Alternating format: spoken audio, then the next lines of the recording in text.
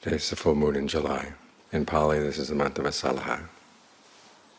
And the full moon in Asalaha was the day on which the Buddha gave his first sermon and gained his first noble disciple, Anya Gondanya.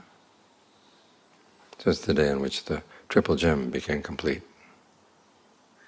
The Dhamma has always existed. The Buddha, of course, gained awakening. If we think about this in terms of that year, it was 2 months ago. Then after gaining awakening, he spent 7 weeks enjoying the bliss of release.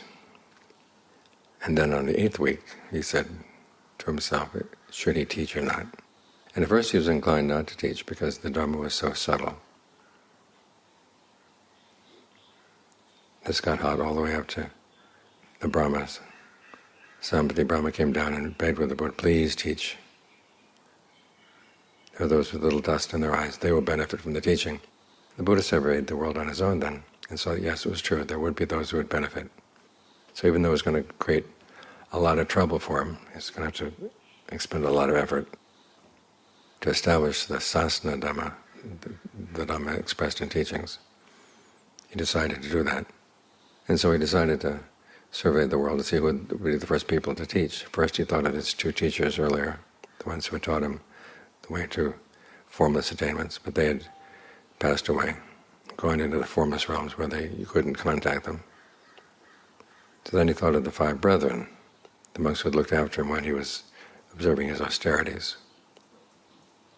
He saw that they were in Sarnath.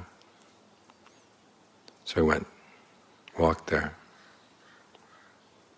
At first they were disinclined to listen to him because he had given up on his austerities, and they thought austerities were the way. But he taught them, no, there is a middle way that doesn't involve self-torture and it doesn't involve indulgence in sensuality. But to say that's between the two is not quite right. It's kind of off the continuum. In other words, you don't pursue pleasures for their own sake, you don't pursue pain for its own sake. The path that he taught involved the pleasure of concentration, which is a different kind of pleasure, and it taught comprehending pain rather than just enduring it. That was what was special about his teaching. He came up with the Four Noble Truths, duties for each of the truths. Suffering is to be comprehended, its cause is to be abandoned. When the cause is abandoned, you find the cessation of suffering, and you do that by developing the path. So Gondanya was listening along. Instead of just listening to this as interesting information, he looked into his own mind to see where he was creating suffering and how he could stop. That's how he gained the Dharma eye. It's expressed in the phrase, whatever is subject to origination is all subject to cessation. It doesn't mean simply that whatever arises passes away. What it means is that everything that arises from within the mind, if it's based on craving, you can get rid of the craving and it'll pass away. Not just pass away, but it'll cease. So he followed that path, gained the results. He saw the deathless. That was what confirmed that yes, what the Buddha was teaching was really true.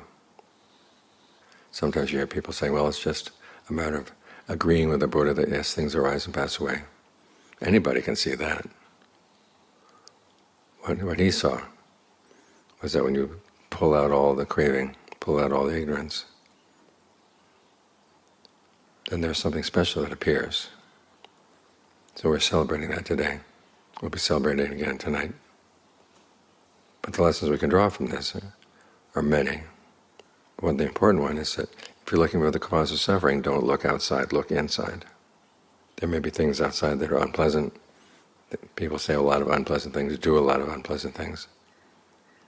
But the fact that we suffer from them comes from our own lack of understanding. We don't understand our own minds. So look into your mind.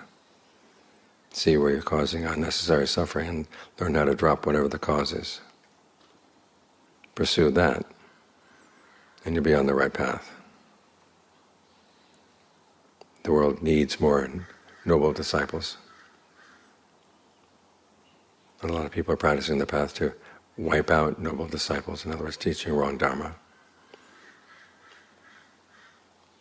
There's wrong Dharma all around us. As the Buddha said, when there's wrong Dhamma out there, then the true Dhamma is hard to find. But we can look for it within ourselves. We practice with honesty, we practice with integrity. We can find the true Dhamma. It doesn't die, it's always there.